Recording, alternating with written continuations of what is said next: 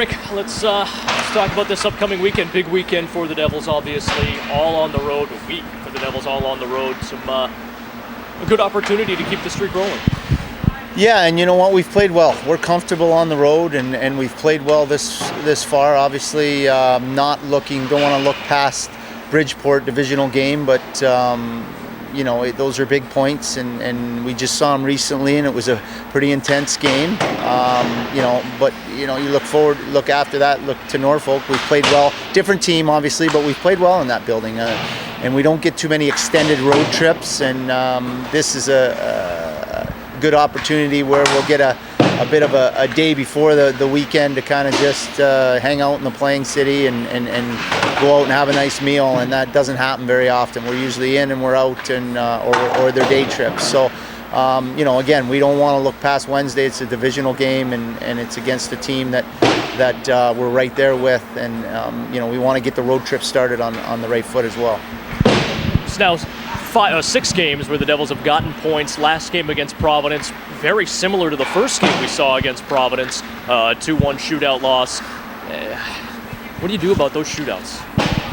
I don't know.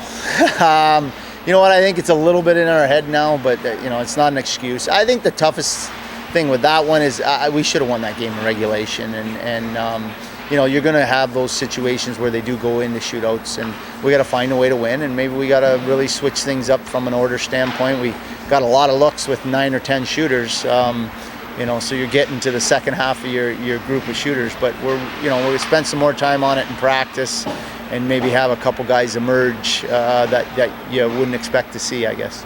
Sometimes quiet, sometimes unassuming, but Jacob Josephson still leads the team in points, and really from the start of the season, he has been a solid contributor for this team.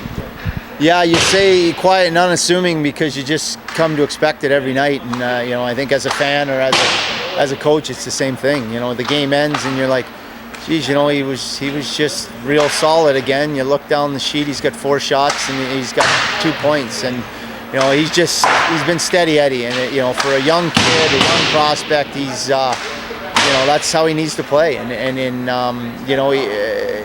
if we can get that line scoring a little bit, Matt Anderson has played well and been a little snake bit around the net, and then Pessinen's really come on lately.